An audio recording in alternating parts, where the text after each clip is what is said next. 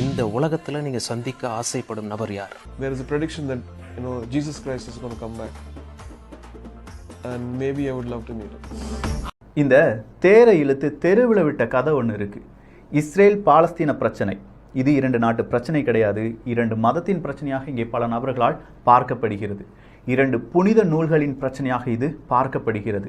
யார் ஜெயிப்பாங்க, யார் தோற்பார்கள் அப்படின்னு சொல்லி மிகப்பெரிய ஒரு பிரச்சனை, கருத்துக்கள் இங்கே நிலவி வரும். இந்த சிச்சுவேஷன் அவ்வளோ சென்சிட்டிவான ஒரு மேட்டர்.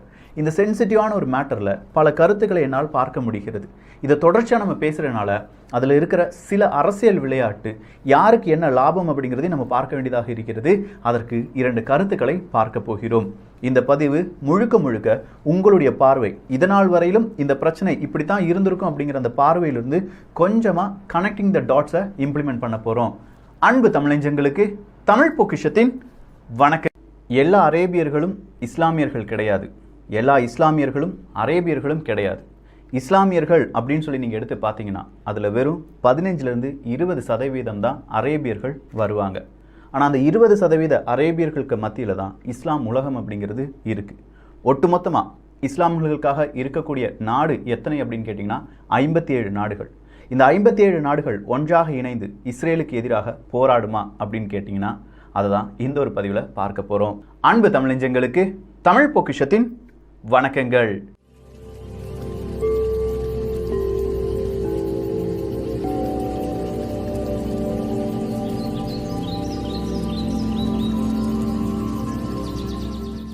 ஒரு நாடு ஒட்டுமொத்தமாக அரபுலகத்திற்கு ஆட்டம் காண்பிக்கும் நாடு எது அப்படின்னு கேட்டிங்கன்னா இஸ்ரேல் தான். அந்த நாடு உருவானதிலிருந்து இப்போ வரையிலும் பலவிதமான பிரச்சனைகள் இருந்தாலும் அத்தனையும் தாக்குப்பிடித்து அத்தனை நாடுகளையும் தோற்கடித்து தனியாக நிற்கும் நாடு இஸ்ரேல். அந்த இஸ்ரேலுக்கும் பாலஸ்தீன மக்களுக்கும் காசா பகுதியில் இயங்கக்கூடிய ஹமாஸ் இனக்குழுக்கும் இடையே மிகப்பெரிய பிரச்சனை. இதுதான் வைரலாக போகக்கூடிய, இல்லாட்டி நிறைய பேர் பேசக்கூடிய ஒரு செய்தி. கொரோனா நேரத்தில் இந்த மாதிரி ஒரு செய்தி பேசப்பட வேண்டுமா அப்படின்னு சொல்லி நீங்கள் கேட்கலாம். இந்த செய்தியை நம்ம 2 தினங்களாக, ஒரு 4 நாட்கள் 5 நாட்களுக்கு முன்பாக ஒரு செய்தியும் நேற்றைய ஒரு செய்தியும் போட்டிருந்தோம். அந்த காணொலிக்கு கீழே வந்த கருத்துக்களை நீங்கள் வாசிங்கன்னா தெரியும், அது 2 நாட்டு பிரச்சனை கிடையாது, 2 மதத்திற்கான பிரச்சனை அப்படின்னு சொல்லி. ஸோ அந்த 2 நாடுகளில் நடக்கக்கூடிய பிரச்சனை இங்கே இருக்கும் மனிதர்களையும் பாதிக்கிறது, நமக்குள்ளேயே பிரச்சனையை ஏற்படுத்துது. தமிழ் பொக்கிஷம் அப்படிங்கிற ஒரு குடும்பத்துக்குள்ளேயே நீ பெருசா நான் பெருசா அப்படிங்கிற அளவுக்கு நம்ம பேச ஆரம்பிச்சிட்டோம். இஸ்ரேலுக்கு நீ சப்போர்ட் கொடுக்குறியா, பாலஸ்தீனத்துக்கு நீ சப்போர்ட் கொடுக்குறியா, அந்த மாதிரி பிரச்சனைகள் பேசப்படுகின்றன. இதே மாதிரி தான் உலகமும் இந்த பிரச்சனையை பார்க்கிறது. இந்த பிரச்சனை இன்னைக்கு வரலனா நாளைக்கு வரும், நாளைக்கு வரலனா இது வந்தே தீரும் அப்படின்னு சொல்லுது பைபிள், குரான். ஸோ இந்த 2 புனித நூல்களும் சொல்லும்படி இந்த பிரச்சனை வந்தால் அடுத்ததாக என்ன நடக்கும்? இந்த பிரச்சனைக்கு மத்தியில் தான் உலகத்தில் பலவிதமான அதிசயங்கள் நடக்கும் அப்படின்னு சொல்லி இந்த 2 புனித நூல்களும் சொல்கின்றன. ஸோ அப்படி ஒரு அதிசயம் நடக்க வேண்டும் என்றால் 2 பேருமே சண்டை போடாமல் சமாதானமாக போனால் அதுதானே மிகப்பெரிய அதிசயம் அப்படின்னு சொல்லி மீதம் இருக்கும் நபர்கள் கேட்கலாம். ஆனால் இது சாதாரணமாக ஒரு சின்ன கடைசியாக வேதம் என்ன சொல்கிறது? அவசான வசன தேவவචනය කුමක්ද කියන්නේ? தெளிந்த புத்தி இன்றைக்கு காசாவிலே இஸ்ரவேலுக்கும் பாலஸ்தீனருக்கும் இடையிலே யுத்தம் நடைபெற்றுக் கொண்டு வருகிறது. නමුත් අද දවසේදී ගාසාටත් ඒ ස්ථානයේදී පලස්තීනට විරුද්ධව දවසේදී යුද්ධයක් පැවතෙනවා. கிறிஸ்துவனுடைய வாழ்க்கையிலே ஆரம்பமும் இயேசுனுடைய வருகை, முடிவும் ஆண்டவருடைய வருகை. නමුත් කිතිනුවාගේ ආරම්භයත් ක්‍රිස්තුස් වහන්සේය, අන්තිමයත් ක්‍රිස්තුස් වහන්සේගේ ඊමය. வேதம் சொல்லுகிறது இயேசு கிறிஸ்துவனுடைய வருகையை குறித்து நாங்கள் காத்திருக்கிறோம் என்பதாக. දේවචනය කියනවා ක්‍රිස්තුස් වහන්සේගේ ඊම දක්වා අපි බලාපොරොත්තු වෙ සිටිනවායි කියා. அந்த மியூசிக் டைரக்டர் சொன்னார், இயேசு வருவதை நான் எதிர்பார்த்து கொண்டிருக்கிறேன் என்று. அதை பார்க்கலாம் அதிகமாக எதிர்பார்த்து காத்திருக்கிற மக்கள் தான் நாம். ඒ ස්ථානයේදී මියුසික් අධ්‍යක්ෂකවරයා කිව්වා ක්‍රිස්තුස් වහන්සේගේ ඊම බලාපොරොත්තු සිටිනවා කියලා. නමුත් ඊට වඩා අපි කිතුනුවන් වශයෙන් බලාපොරොත්තු විය යුතුයි. அப்படி நடக்கிற சம்பவங்கள் ஒவ்வொன்றையும் பார்க்கும்போது ஆண்டவர் எப்பொழுது வந்து விடுவாரோ என்கிற நம்பிக்கையிலே தெளிந்த புத்தி உள்ளவர்களாக இருக்க வேண்டும். ලෝකේ පවතිනව මේ කාරණා දිහා බලලා ක්‍රිස්තුස් වහන්සේ දැන් එයිදෝ කියලා පැහැදිලි නුවණකින් අපි ක්‍රියා කළ இப்பொழுது යුතුයි. நடக்கிற சம்பவங்களை நாம் பார்க்கும்போது இன்னும் இந்த வியாதிகள் கூடலாம், நோய்கள் கூடலாம், 666 எந்த நேரத்திலும் வரலாம். இந்த காலத்திலே நான் கர்த்தரை குறித்து வைராக்கி பாராட்டுகிறவனாக, கர்த்தரை குறித்து பேசுகிறவனாக, கர்த்தருக்காக வாழுகிறவனாய் இருக்க வேண்டும் என்று சிந்திப்பதுதான் தெளிந்த புத்தி. නමුත් දැන් තියෙන වාතාවරණය දකින්න විට තව රෝගේ වැඩි වෙන්න යනවා, ඉදිරියේදී ආයෙසයට එන්නට යනවා. මේ සියල්ල තුල මම කොහොමද ජීවත් වෙන්නේ, මේ කාරණා බලාපොරොත්තු වෙ සිටින්නේ. இங்க தெளிந்த புத்தி எத்தனை பேருக்கு ඒ இருக்கிறது? නිසා මේ පැහැදිලි නුවණ කී දෙනෙකුට දැන් තිබෙනවද? நோவா காலத்திலே பெண் கொண்டு பெண் எடுத்து தெரிந்தார்கள், உலக போற வண்ணமாக வாழ்ந்தார்கள். නෝවාගේ කාලේදී සරණපාවා දෙමින් සරණපාවා ගනිමින් ඒගොල්ලෝ ජීවත් වුණා. எபிரேயர் 11ஆம் அதிகாரம் சொல்லுகிறது 7ஆம் வசனம். வசனம். ඒබ්‍රව 11 පරිච්ඡේදයේ 7 වන වගන්තිය කියනවා. விசுவாசத்தினாலே நோவா தற்காலத்திலே காணாதவைகளை குறித்து தேவ எச்சரிப்பு பெற்று பயபக்தி உள்ளவனாகி தன் குடும்பத்தை ரட்சிப்பதற்கு பேழையை உண்டு பண்ணினான். அதனால் அவன் உலகம் ஆக்கினைக்குள்ளானதென்று தீர்த்து விசுவாசத்தினால் உண்டாகும் நீதிக்கு சுதந்திரவாளியானான். නෝවා ඒ වනතුරු නුදුටුවා උදේ ගැන දෙවියන් වහන්සේ විසින් දන්වනු ලැබ බේදයකින් පොළවී තමාගේ පවුල ගැලවීමට නැවක් සෑදුවේය. එයින් ඔව් ලෝකයට වරද පත්කොට ඇදහිල්ලෙන් පැමිණෙන ධර්මිෂ්ඨකම උරුම කරගත්ත වූෝය. அப்ப வேதம் தெளிவாக சொல்லுகிறது, நோவாவுக்கு ஆண்டவர் சொன்னார், வெள்ளம் வரப்போகிறது, உலகத்தை அழியப் போகிறேன். නෝවාට පැහැදිලිව කිව්වා දෙවියන් වහන්සේ ඒ ස්ථානදී නැවක් සාදා ගනින ලෝකේ විනාශ කරන්නට යනවායි කියලා. வெள்ளத்துக்கான அடையாளம் கிடையாது. ඒ ස්ථානදී ගම් වතුරට කිසිම ඒ ස්ථානයේ අනන්‍යතාවයක් නැහැ. அத்த பெரிய படகை செய்வதற்கு அந்த அளவுக்கு அவனுக்கு பொருட்களும் கிடையாது. இந்த காலத்துல போல ஆயுதங்களும் கிடையாது. ඒ පමණ නැවක් සාදාන්ට උගාව ආයුධ බඩුත් නැහැ මේ කාලේ වගේ. உதவி செய்யறதுக்கு ஒருவன் வரவில்லையா, அவனுடைய மருமகனும் மகள்மார்களும் தான் உதவி செய்தார்கள். ඔහුට උපකාර කළේ ඔවුන්ගේ දරුවන් සහ බෑන්ලවරු විතරයි. ஆனால் அவன் விசுவாசித்தான், නමුත් ඔහු විශ්වාස කළා. தெளிந்த புத்தி உள்ளவனாய் இருந்தான். පැහැදිලි නුවණකින් ඔහු ක්‍රියා කළා. கடவுளை குறித்த தெளிந்த புத்தி, දෙවියන් වහන්සේ කරේ පැහැදිලි ප්‍රඥාව. வேத வார்த்தைகளை குறித்த புத்தி, தெளிவான புத்தி உங்களுக்கு இருக்கிறதா என்பதை நீங்கள் பலமுறை சிந்திக்க வேண்டும். දේව වචනේ පිළිබඳව පැහැදිලි නුවණක් ඔබට තිබෙනවද කියලා ඔබ බොහෝ දුරට කල්පනා කරන්නට ඕන. வேதம் சொல்லுகிற விசுவாசத்தினால் தற்காலத்தினாலே காணாதவைகளை குறித்து, காணப்படாத முடிவுகளை குறித்து எச்சரிப்பு பெற்று அந்த படகை ஆயத்தப்படும். නමුත් ඔව් බලාපොරොත්තු නුදුටු දේ ගැන බලාපොරොත්තු වෙන්නේ ඒ ස්ථානදී නැව සෑදුවයි කියා. ஆனால் இன்னைக்கு எத்தனையோ தீர்க்க தரிசனங்கள் நிறைவேறிவிட்டது. නමුත් බොහෝ අනාවැකියා දවස වෙන විට ඉටු වෙලා ඉවරයි. இந்த இஸ்ரவேலில் திரும்ப இந்த காசாவோடு கூட அந்த சண்டைகள் வந்து கொண்டிருக்கிறது. இதுவே ஒரு யுத்தமாக மாறி எருசலேமை பிடிக்கக்கூடிய சந்தர்ப்பம் ஏற்பட்டாலும் ஏற்படலாம், யாருக்கு தெரியும். නමුත් මෙන්න මේ වෙන විටත් ගාසාටත් ඉස්රායල්ටත් විරුද්ධව යුද්ධයක් පැවැත්ලා තියෙනවා. ඒගොල්ලෝ දැන් පවා ඒ ඉස්රායල් එරුසලම අල්ලා ගන්න පුළුවන්කම තිබෙනවා. කවුද දන්නේ? பழைய பண்டிதர்கள், வேத ஆராய்ச்சியாளர் சொல்லுகிறார்கள், இஸ்ரவேலுக்கு 7 யுத்தங்கள் நடைபெற வேண்டும் என்று. அதில் 6 யுத்தங்கள் முடிந்து விட்டது. கடைசி யுத்தம் 7வது யுத்தம் நடைபெறும் போது இயேசு வருவார் என்று சொல்லுகிறார். බොහෝ විද්‍යාවරු උගත් උපාධිධාරීන් කියනවා යුද්ධයන් 7ක් පැවැත්වෙනවා. දැනට 6ක් ඉවර වෙලා ඉවරයි. තව එකක් තිබෙනවායි කියලා. 7 වෙනි එක ඉෂ්ට වෙනකොට ක්‍රිස්තුස් වහන්සේ එන්නට යනවායි කියා. இந்த 7வது யுத்தம் ஏன் இதோடு கூட ஆரம்பிக்க முடியாது? ඇයි මේ 7 වෙනි යුද්ධය මේ සමග ආරම්භ කරන්නට බැරි? பிரியமானவர்களே, நாம் ஜாக்கிரதையாக இருக்க வேண்டும் என்பதற்காக எத்தனையோ எச்சரிப்பை வேதத்திலே கொடுத்திருக்கிறார். நோவாவுக்கு அப்படி ஒரு எச்சரிப்பு, அப்படி ஒரு வேத புத்தகம், இப்படி ஒரு சபை, இப்படி ஒரு ஆன்லைன் இருக்கவில்லை.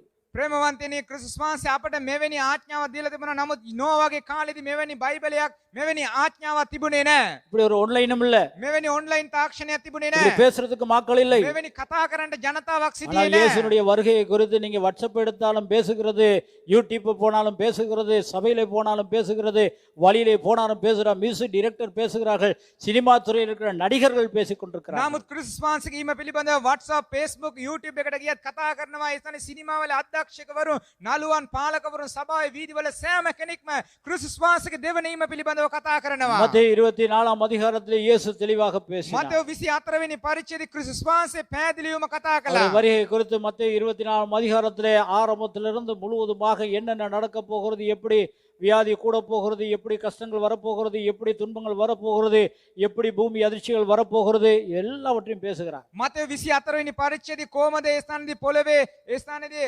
භූමිකම්පාවක් එන්නේ, කොහමද සිද්ධ වෙන්නේ, කොහමද ඉතිරියේදී කාරණාව කියන්නේ කියලා ඒ ස්ථානදී ලියවිලා තිබෙනවා. பேசும்போது இந்த நோவாவை குறித்து ඔව් பேசுகிறார். කතා කරන විට නෝවා පිළිබඳව කතා කළා. அதில் மிகவும் தெளிவாக பேசுகிறார்.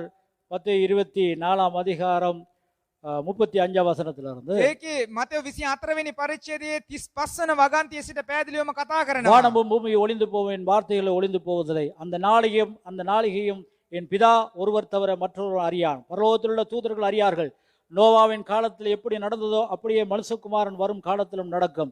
எப்படி எனில் ஜலப்புராலயத்துக்கு முன்பதாக காலத்தில் நோவா பேழைக்குள் பிரவேசிக்கும் நாள் வரைக்கும் ஜனங்கள் புசித்தும் குடித்தும் பெண் கொண்டும் பெண் கொடுத்தும் ஜலப்புரளயம் வந்து அனைவரையும் வாரிக்கொண்டு போகப்பட்டும் உணராமல் இருந்தார்கள். அப்படியே மனுஷகுமாரன் வருங்காலத்திலும் நடக்கும்.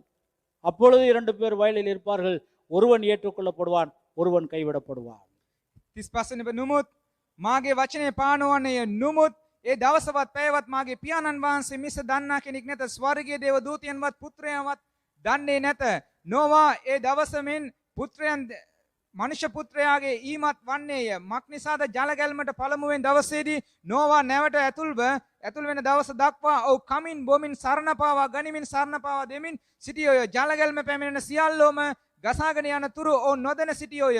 මනුෂ්‍ය පුත්‍රයාගේ ඊමත් එලෙසම වන්නේය. එකල මනුෂ්‍යයා දෙදෙනෙක් ඇතේ සිටිනවා ඇත එක්කෙනෙක් ගනු ලබන්නේය එක්කෙනෙක් අත්හරිනු ලබන්නේය. இதோ ஆண்டவருடைய வருகையிலே இதுதான் நடக்க போகுது. මෙන්න ක්‍රිස්තුස් වහන්සේගේ ඊම තුලදී මෙයයි සිද්ධ වෙන්නට යන්නේ. Go away from me. இந்த உலகத்துல நீங்க சந்திக்க ஆசைப்படும் நபர் யார்? There is a prediction that Jesus Christ is going to come back, and maybe I would love to meet him.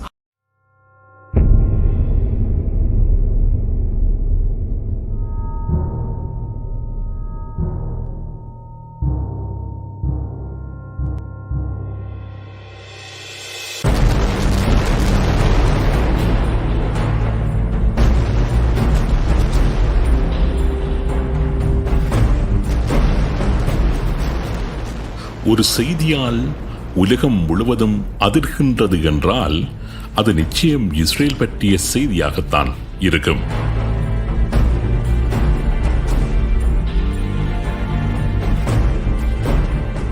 இஸ்ரேலை நோக்கி ஏவப்படும் நூற்றுக்கணக்கான ஆயிரக்கணக்கான ராக்கெட்டுகள், இஸ்ரேலின் பதில் தாக்குதல்களால் இடிந்து விழும் காசாவின் கட்டிடங்கள், உயிரை காக்க இஸ்ரேலினதும் பலஸ்தீனத்தினதும் தெருக்களில் ஓடித்திரியும் மக்கள், இந்த காட்சிகள்தான் இன்று உலகத்தின் அத்தனை ஊடகங்களையும் முற்றுமுழுதாகவே ஆக்கிரமித்திருக்கின்றன. இஸ்ரேலுக்கு தன்னை பாதுகாக்கும் உரிமை உள்ளது என்று கூறும் நாடுகள் ஒரு பக்கம், இஸ்ரேல் செய்வது இன அழிப்பு என்று கூறி இஸ்ரேலுக்கு எதிராக திரண்டெழுந்துள்ள நாடுகள் மற்றொரு பக்கம். ஒரு மிகப்பெரிய யுத்தத்தை உலகம் சந்திக்கப் போகின்றது என்பதை கட்டியம் கூறுகின்ற பல அறைகூவல்கள் ராஜதந்திர அரங்குகளில் ஒலித்துக் கொண்டிருக்கின்றன. இவை அனைத்தையும் விட இஸ்ரேலில் நடைபெற்ற அல்லது நடைபெறக்கூடும் என்று அஞ்சப்படுகின்ற முக்கியமான 2 விடயங்கள் இஸ்ரேல் பலஸ்தீன சண்டைகளை ஒரு முழு அளவிலான யுத்தமாக இஸ்ரேலில் மாத்திரமல்ல உலகின் பல்வேறு தேசங்களிலும் மாற்றிவிடும் என்று அஞ்சுகின்றார்கள் ஆய்வாளர்கள். அந்த 2 முக்கிய விடயங்கள் பற்றித்தான் இன்றைய இந்த உண்மையின் தரிசனம் நிகழ்ச்சியில் சுருக்கமாக நாம் பார்க்க இருக்கின்றோம்.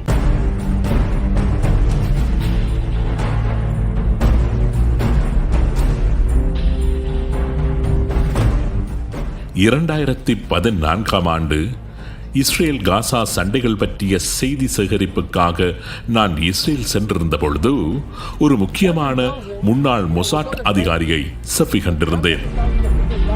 அவருடன் பேசிக் கொண்டிருக்கின்ற போது ஜெருசலேம் தேவாலயத்தை இஸ்ரேல் எப்பொழுது மீண்டும் கட்டும் என்று கேள்வி எழுப்பியிருந்தேன். ஏனென்றால் இஸ்ரேல் தனது தேவாலயத்தை இஸ்லாமியர்களின் அதிமுக்கிய புனித ஸ்தலமான அல் அக்ஸா மசூதி அமைந்திருக்கின்ற இடத்தில்தான் நிர்மாணிக்க இருப்பதாகவும், அப்படி இஸ்ரேல் அந்த தேவாலயத்தை நிர்மாணிக்கின்ற பொழுது 3ஆம் உலக யுத்தம் ஏற்படுவதற்கு சந்தர்ப்பம் இருப்பதாகவும் பலமான எச்சரிக்கைகள் உலகம் முழுவதும் எழுப்பப்பட்டுக் கொண்டிருந்ததால் அந்த கேள்வியை அவரிடம் நான் எழுப்பியிருந்தேன். ஒலிவாங்கியை நகர்த்திவிட்டு ஒளிப்பதிவு கருவியை நிறுத்தும்படி கூறிய அவர் எனது கேள்விக்கு பதில் வழங்கினார். இஸ்ரேலியர்களை பொறுத்தவரையில் அவர்களுக்கு 3 குறிக்கோள்கள் அல்லது இலக்குகள் உள்ளன.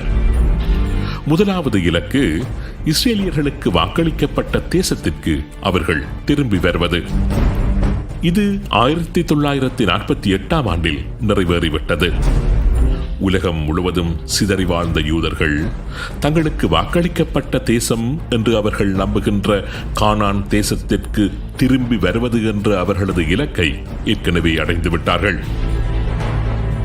3வது இலக்கு இஸ்ரேல் மக்களின் முக்கிய அரசனான சொலமோனால் கட்டப்பட்டு பின்னாட்களில் அழிக்கப்பட்ட தேவாலயத்தை மீண்டும் நிர்மாணிப்பது. இது இனிமேல் தான் நடைபெற வேண்டும். யூதர்களின் தேவாலயத்தை நிர்மாணிப்பதற்கான அத்தனை ஏற்பாடுகளையும் செய்து முடித்து விட்டோம். சந்தர்ப்பம் வருகின்ற பொழுது ஒரே நாளில் அந்த தேவாலயத்தை கட்டி முடிப்பதற்கான அத்தனை ஏற்பாடுகளும் தயார் நிலையில் இருக்கின்றன என்று தெரிவித்த அவர், தேவாலயம் கட்டுதல் என்கின்ற அந்த 3வது இலக்கு நிறைவேற்றப்படுவதற்கு முன்னதாக எமக்கு இரண்டாவது இலக்கு என்று ஒன்று இருக்கின்றது என்று தெரிவித்தார். அந்த இரண்டாவது இலக்கு அமலேக்கியர்களை வெளியேற்றுவது என்று அவர் தெரிவித்தார். இந்த விடயம் சம்பந்தமாக மேலதிகமாக அவர் வேறு எந்த கருத்தையும் கூற விரும்பவில்லை. கலந்துரையாடலை தொடரவும் அவர் விரும்பவில்லை. அவர் அமலேக்கியர் என்ற பதத்தில் குறிப்பிட்டது பலஸ்தீனர்களைத்தான் என்று நான் புரிந்து கொண்டேன். அந்த முன்னாள் மொசாட் பிரமுகர் அமலேக்கியர் என்ற பதத்தில் யாரை குறிப்பிட்டார் என்பது பைபிள் பற்றிய அறிவுள்ளவர்களுக்கு நிச்சயம் புரிந்திருக்கும். பல நூறு வருடங்களுக்கு முன்னர் இஸ்ரேலியர்கள் அவர்களுக்கு வாக்களிக்கப்பட்டதாக கூறப்பட்ட கானான் அல்லது பலஸ்தீனத்திற்கு வந்தபொழுது அந்த தேசத்தில் வாழ்ந்த பூர்வக்குடிகளில் ஒரு முக்கியமான இனத்தவர்கள்தான் இந்த அமலேக்கியர்கள். இஸ்ரேலிய மக்களின் பரம எதிரிகளாக இஸ்ரேலியர்களின் வரலாறு முழுவதும் பார்க்கப்பட்டவர்கள். அமலேக்கியர்களை இஸ்ரேலியர்கள் கருவறுத்ததாகவும் குழந்தைகள், பெண்கள், ஆடுகள், மாடுகள் என்று இதையும் விட்டு வைக்காமல் கானான் தேசத்தில் இருந்து அல்லது பலஸ்தீனத்தில் இருந்து விரட்டி அழித்ததாகவும் பைபிள் வரலாறு கூறுகின்றது. என்னுடன் பேசிய அந்த இஸ்ரேலிய அதிகாரி குறிப்பிட்டது இந்த அமலேக்கியர் பற்றித்தான். அந்த அதிகாரியிடம் மற்றொரு கேள்வியை நான் கேட்டேன். உலகத்தின் பார்வையில் பல்வேறு தேசங்களின் பாதுகாப்பில் இருந்து கொண்டிருக்கும் பலஸ்தீனர்களை, அதாவது உங்கள் மொழியில் அமலேக்கியர்களை எப்படி உங்களால் விரட்டி அடிக்க முடியும்? எத்தனை தூரம் அது சாத்தியம் என்று கேள்வி எழுப்பியிருந்தேன். அதற்கு பதிலளித்த அவர், அதற்கான சந்தர்ப்பத்தையும் நியாயப்பாடுகளையும் அவர்களே எங்களுக்கு தருவார்கள் என்று பதிலளித்தார். இஸ்ரேலின் விஸ்தரிப்பு வரலாற்றை கொஞ்சம் உற்று பார்த்தால் அந்த அதிகாரி தெரிவித்த விடயத்தில் எத்தனை தூரம் சாத்தியப்பாடு இருக்கின்றது என்பதை உணரக்கூடியதாக இருக்கும். 1948 ஆண்டில் பிரித்தானியர்களின் கட்டுப்பாட்டில் இருந்தது பலஸ்தீனம். சில ஆண்டுகளாக இஸ்ரேலுக்கு அகதிகளாக வந்து குடியேறிக் கொண்டிருந்த யூதர்களுக்கும் பல நூற்றாண்டுகளாக அங்கு வாழ்ந்து வந்த பலஸ்தீனர்களுக்கு இடையில் மோதல்கள் நடைபெற்றுக் கொண்டிருந்தன. நாட்டை இரண்டாக பிரித்த பிரித்தானியா ஒரு பகுதியை யூதர்களுக்கும் மற்றொரு பகுதியை பலஸ்தீனர்களுக்கும் வழங்கியது. பிரித்தானியாவினால் வழங்கப்பட்ட பிரதேசத்தை ஏற்றுக்கொண்ட யூதர்கள் தங்களுடைய பிரதேசத்தை தனி நாடாக பிரகடனம் செய்தார்கள். மறுபக்கம் பிரித்தானியா வழங்கிய பிரதேசத்தை ஏற்றுக்கொள்ள மறுத்தது மட்டுமல்லாது யூதர்களுக்கு வழங்கப்பட்ட பிரதேசத்தையும் உரிமை கொண்டாடிய பலஸ்தீனமும் அரபு உலகமும் அப்பொழுதுதான் பிறந்திருந்த இஸ்ரேல் மீது போர் தொடுத்தன. யுத்தத்தில் வெற்றியீட்டிய இஸ்ரேல் பிரித்தானியா வரைந்த எல்லைக்கோடுகளை அழித்துவிட்டு தனது வெற்றியின் எல்லையினை பலஸ்தீன நிலங்கள் மீது வரைந்து கொண்டது. சர்வதேசம் தலையிட்டு சமாதான எல்லைகள் என்கின்ற பெயரில் ஒரு கிரீன் லைனை வரைந்தது புதிய எல்லையாக. அதாவது இஸ்ரேலின் முதலாவது விஸ்தரிப்பு நடவடிக்கைக்கான நியாயப்பாட்டை அரபு உலகமும் பலஸ்தீன தேசமும் மேற்கொண்ட அந்த யுத்தமே இஸ்ரேலுக்கு வழங்கியிருந்தது. இந்த யுத்தத்தின் போது பிரித்தானியர்கள் வழங்கியிருந்த பலஸ்தீனத்தின் அந்த பகுதியை ஜோர்தான் கையகப்படுத்திக் கொண்டது. ஜோர்தானுக்கு மேற்காக பலஸ்தீனத்தின் அந்த பகுதி இருந்ததால் அது மேற்கு கரை, அதாவது வெஸ்ட் பேங்க் என்று பெயரிட்டு அழைக்கப்பட்டது. 1967 ஆண்டு ஜூன் மாதம் 5ஆம் தேதி எகிப்து, ஜோர்தான், சிரியா, ஈராக், லெபனான் போன்ற நாடுகள் சமகாலத்தில் இஸ்ரேல் மீது யுத்தத்தை மேற்கொண்டன. வெறும் 6 நாட்களில் அத்தனை நாடுகளையும் தோற்கடித்த இஸ்ரேல் எகிப்தின் கட்டுப்பாட்டில் இருந்த சீனாய் பெருநில பரப்பை மாத்திரமல்ல, யோர்தானின் கட்டுப்பாட்டில் இருந்த வெஸ்ட் பேங்க் பலஸ்தீன பிரதேசம் முழுவதையும் கையகப்படுத்திக் கொண்டது.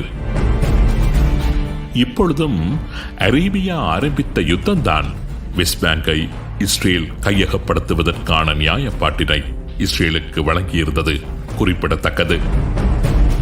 இஸ்ரேலின் பண்டைய வரலாற்றின் முக்கிய பிரதேசங்களான யூதேயா, சமாரியா போன்ற பிரதேசங்களை இஸ்ரேல் கையகப்படுத்துவதற்கும் லட்சக்கணக்கான யூதர்களை வெஸ்ட் பேங்கில் குடியேற்றுவதற்கும் அந்த பிராந்தியத்தில் நூற்றாண்டுகளாக வாழ்ந்து வந்த பலஸ்தீனர்களை இரண்டாம் தர பிரஜைகளாக்குவதற்குமான நியாயப்பாடுகளையும் அரபு நாடுகள் மேற்கொண்ட அந்த யுத்தமே இஸ்ரேலுக்கு வழங்கியிருந்தது. அந்த சண்டைகளின் போது இஸ்ரேலினால் கைப்பற்றப்பட்ட ஜெருசலேம் பிராந்தியத்தில் தான் இஸ்ரேல் கட்டையிருப்பதாக கூறப்படுகின்ற யூத தேவாலயமும் தற்பொழுது சர்ச்சைக்குள்ளான முஸ்லிம்களின் புனித ஸ்தலமான அல்-அக்ஸா மசூதியும் இருக்கின்றது குறிப்பிடத்தக்கது. இந்த வரலாற்று பின்னணியில் தான் நான் சற்று முன்னர் தெரிவித்த அந்த இஸ்ரேல் அதிகாரியின் கூற்றை, அதாவது அமலேக்கியர்கள் வெளியேற்றப்படுவதற்கான நியாயப்பாட்டை அவர்களே எங்களுக்கு தருவார்கள் என்ற அந்த வாக்கியத்தை பொருத்தி பார்க்க வேண்டியிருக்கின்றது.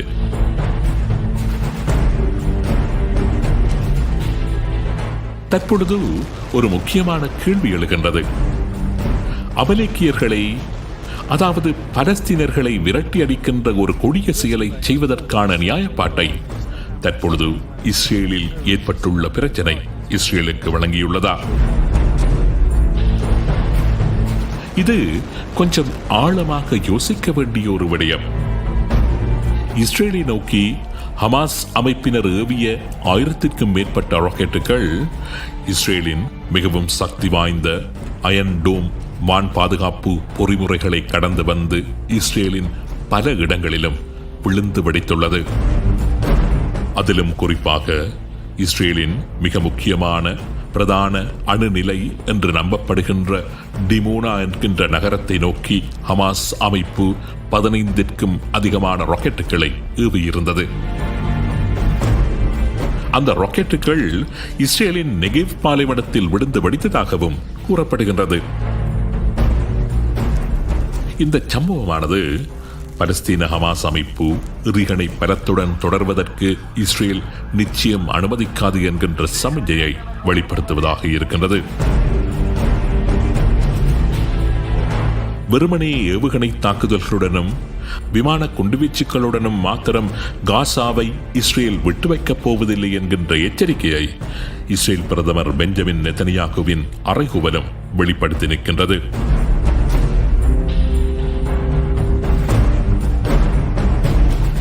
அத்தோடு தற்போதைய இஸ்ரேல் பிரச்சனையின் தோற்றுவாயாக அல்-அக்ஸா மசூதியே இருந்துள்ளதன் பின்னணியை இஸ்ரேலியர்கள் நிர்மாணிக்க இருப்பதாக கூறப்படுகின்ற அவரது தேவாலயத்துடன் பொருத்தி பார்க்க வேண்டிய அவசியமும் இருக்கின்றது.